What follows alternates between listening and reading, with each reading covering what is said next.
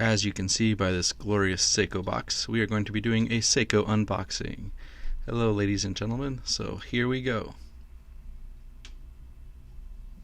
And I can't wait to see this new monster. And here we go. Love the blue face. Let me take it up a little closer for you guys to take a look. Yes, yes. Very, very nice.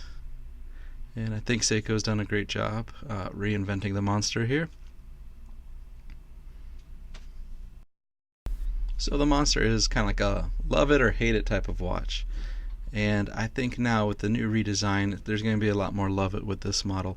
The monster was very utilitarian the way it's designed, just functional. It doesn't have a lot of jazz to it. It's just does what it does. It's a dive watch. It's proud of it. And that's how you came with a monster. Now they kind of went crazy here and there, I think, with some of the redesigns that they did in the past generations of monsters. The hour markers were kind of different with the shark's tooth markers. Here you can see with the bezel, with this kind of like the scalped edge bezel there, it's really easy to turn the bezel, and that's real useful when you're diving. Here you can see it's kind of like all Seiko watches, got the extra safety on there on the strap.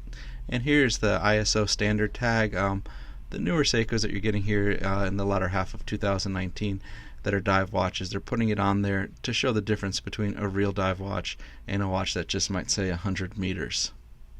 And here we go. Let's take a look at the face here. This is a really stunning blue. It's a different blue than you see in the other Seikos. It's also different than most other watches. It's more of like a grayish blue or a steely blue, and in some angles it looks a little bit turquoise-ish, or not turquoise-ish, tealish, but I think steely blue would be the best way to describe it. You can see it here in the video. In real life it's a little more vibrant and it's got more color to it, and it just shimmers a little more. Now the watch case is exactly 42.4 millimeters. Now that's smaller than the Turtle and the Samurai, but this watch does feel a lot smaller in general because the bezel basically takes over the whole head of the watch. This model here, it's got the stainless steel bracelet that we saw before. The black one had the rubber and black strap on it, and it's hard to see that face, give you a good look at it in real life.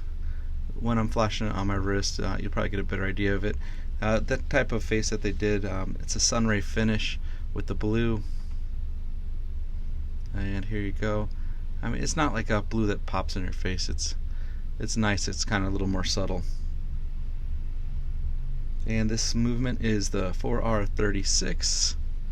So it's a similar movement again to your Turtles and your Samurai. So it's nice that Seiko decided to add the monsters into the Seiko family and make them a little more permanent, hopefully. Here we could see it glow in the dark. The video you don't see it, but it really pops a lot in real life. Well, I'd like to thank you guys for taking the time to listen to this video and watching it. Hope you guys all have a good one. Thank you. Bye.